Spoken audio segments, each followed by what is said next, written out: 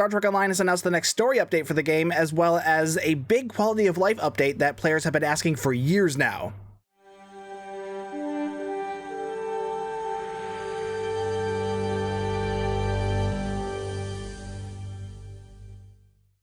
Heads up, there are going to be some spoilers for the upcoming episode in this announcement, just like with most of these Star Trek Online announcements. And in fact, this one was actually leaked some time ago, so you probably already know about it, but at the same time, if you're really wanting to avoid spoilers as much as all cost, you may want to skip ahead to the quality of life update. The video will be chaptered, so you'll be able to find that pretty easily. Okay, last chance to avoid spoilers. 3, 2, 1. All right, here it is. So this is the thing that we've been talking about. Denise Crosby is coming back to Star Trek Online again, which is something we already knew because she accidentally leaked it in a podcast a while back. But even then, this is still a surprise to see that she is coming back as a Starfleet captain. That's quite a surprise given what we know of Sela, but it's actually not that surprising when you think about the theme that has been with this story arc, and that is the multiverse. And this description down here does confirm that this is not the main Star Trek Online timeline version of Sela. This is an alternate version of Sela that is captain of the Enterprise. In Star Trek Online Unparalleled, that's the name of the update, the Borg threat to the multiverse continues as the player's captains discover a last stand between a new peaceful alternate universe Iconians and a new type of Borg infused with a mysterious nanite technology. The player's captains must work with allies across the universe, including Enterprise Captain Sela from this new parallel universe and an Etherian ally Captain Grandat Bex to defend the Iconians against this new Borg threat and their queen. So we're getting an alternate version of the Enterprise F where Captain Sela is in command, and I'm guessing this version of the Enterprise F is still the Odyssey class rather than having been refitted to the Yorktown class, because if we're dealing with a peaceful version of the Iconians, there was no Iconian War, and thus the Yorktown class never would have been developed because the Yorktown was a post-Iconian War development, as were the other Odyssey class refits. So there would have been less need to further revamp the Odyssey class because a bunch of them wouldn't have been lost in battle during the Iconian War. And you can see here we're getting a new type of Borg. These seem to be a little bit more slimmed down. They're wearing, these kind of actually look like Section 31 uniforms, which suspicious because we've already seen a different type of nanite technology used in Star Trek by Section 31. So I'm wondering if this is sort of a Borg variant that originates with Section 31 and Control. In fact, this tentacle-looking thing kind of looks like the nanites that you fight in the episode Measure of Morality, so I'm thinking there might be some validity to my theory here. So, with this update, we'll be getting a new mission, or rather a new episode, which is going to be called Situation Under Control. The Etherians will send you on a mission with one of their own into a new universe, and you must join forces to stem the tide against a new Borg foe. Which, kind of just sums up what we read before. We're also getting a new TFO, Borg Battle Royale, which is a new ground TFO. 5 captains go into a holo simulation and fight waves of Borg. For the event version will last 12 rounds. So it sounds like a new Borg version of Sompek Arena, which they kind of suggested during that the CEO live stream a few months ago. And in fact, at the end of the event, they even say there will be an infinite version available year-round once the event ends. So yeah, it sounds like a new version of Sompek, which, I mean, it could be interesting. Let's hope they change it up more so than the existing version of Sompek, because otherwise that just seems unnecessary because Sompek is already a thing. The event for this release is going to be called Delete Alt Control, and to participate in it, obviously you're going to have to play either the new episode or the new TFO, and the prizes actually are pretty hefty this year for this release, because I mean we're getting something called a Dimensional Hypermass Torpedo Launcher. No idea what that is. There's no stats information here, but it sounds interesting. At the same time, though, if it's not a Maelstrom torpedo, it's not going to be all that useful in comparison, because Maelstroms have kind of taken over the meta. We're also getting Type 14 Shuttle Support Squadron. I'm interested what that is. I don't know if that's going to be like a new type of pet, or if this is going to be maybe it's like a device that like the one you get from what's it called, the Vault, where it's like a device that can summon some extra shuttles, but maybe this one is like a non-consumable version since it is an event reward. Or it could just be, you know, a new hanger pet that you'll get unlocked on your account for completing the event. But additionally, you also get 500 Lobi crystals and an epic Phoenix token and 30,000 dilithium ore, which those two, that's something right there. Because, I mean, normally they don't reward Lobi out of anything outside of the event campaign, that or just opening lockboxes. So it's not enough to buy a ship, but it's a solid amount of Lobi. You're gonna be able to get a lot of decent gear with just that. And then, of course, there's the epic Phoenix prize token. So, I mean, if you've been after an old event ship from the Phoenix store, this is your chance to get one because you're just getting a free epic token. I mean, the only downside to it is if you're someone like me who already has all the event ships because you've been playing for so long. So it's just, that Phoenix token does literally nothing for me.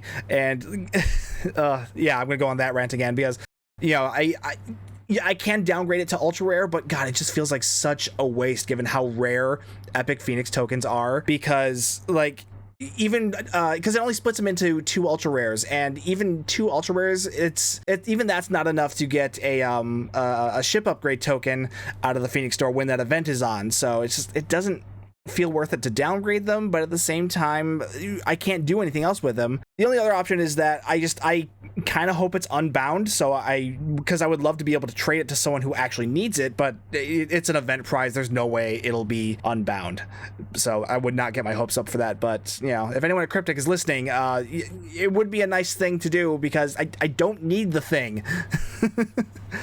All right, whatever. We're also getting a new ship added to the Infinity Lockbox. This is going to be the T6 Etherean Revelation. Again, no stats on it. We'll probably see stats on it soon. There should be a 10-4 weekly tonight, so hopefully we'll get to see a preview of that tonight, and I'll have a first impression video out soon. We don't know what the Revelation is. I'm kind of hoping it's the same ship as the Harmony, you know, that big pyramid-shaped ship that we first see that the Ethereans show up, but it could be a different Etherean ship altogether because we have seen other concept art released for ships that look very Etherean. So we'll see. It could be, especially because we know in this update we're going to be allying with a specific Etherean captain, and they could be flying a different ship than the Harmony. So no idea what the ship will be, but I'm still hoping it's the Harmony. I want the big honking pyramid ship because it looks cool. And lastly, this is that big quality of life update I was talking about. The Captain Alteration token is going to be going live with this update, and this is a token that will allow you to change the species and or gender of your player character.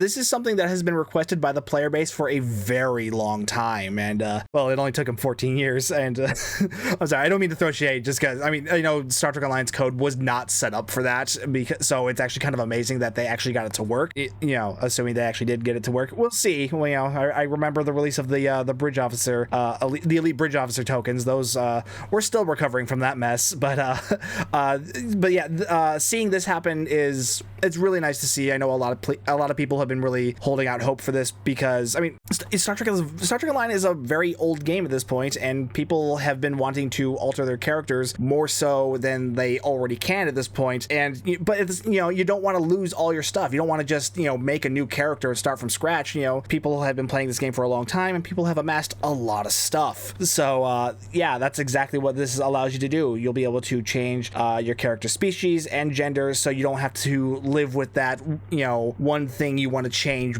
desperately but can't. So now you'll finally be able to change it. I imagine a lot of people are going to be changing their characters over to aliens now because, you know, it's widely now known that aliens are like the meta choice because they get that 10th personal trait slot on both space and ground, whereas most other aliens are stuck with just the one innate trait that you can't change, and most of them are just ground only. There are a couple space ones in there too, but most of them are ground only for some reason. That always seemed weird to me, but whatever. But yeah, alien characters, if you're looking to change species, definitely recommend. It is worth noting, though, that you will only be able to change species within your selected faction. So it's not like if you're flying like a Romulan Republic character, you're not going to be able to change them to human. You will be able to change them to alien or Reman or Romulan, or like if you're playing a Jem'Hadar character, you'll probably be able to change them to a Jem'Hadar Vanguard, assuming you have them purchased, but you're not going to be able to change them to, you know, a Klingon or, you know, a Changeling or something. Sorry, let me play Changeling guy, but I don't think it's going to happen with this. I'm sorry. Anyone know if the Let Me Play Changeling guy is still around? I haven't seen him in a while. I hope he's doing okay. So yeah, that's everything coming up with the new update. We're getting the new story episode with all the stuff we discussed. I'm not going to talk about it here because this is the outro. I don't want to spoil anything for people who are still trying to avoid spoilers. Yeah, we're getting all that. We're getting the new event. We're getting the new TFO. The new rewards for this event look really nice. So I definitely encourage you all to participate in this new in this event coming up. Oh, I didn't discuss the release date. Hold on. Okay, it's going live May 28th on PC, and console will be coming up later on in June. Given how big the separation is between the release times between PC and console, I would bet on it being closer to the end of June more so than like the middle or the beginning. But yeah, the event sounds interesting. I'm looking forward to trying out that TFO. I'm hoping it's not too similar to the other one we talked about. But yeah, we'll see how it is. But like I said, the events sound really nice to have, so I would definitely encourage you to play that. The new Ethereum ship coming to the lockboxes. We know nothing about that besides its name. We can only assume what it is, but even then, there's no guarantee it will be that. So, but you know, we'll see it probably on 10-4 Weekly tonight, and I will have a first impression video out as soon as I possibly can. And yeah, but I imagine there's not going to be a huge amount of excitement for that because, you know, lockboxes.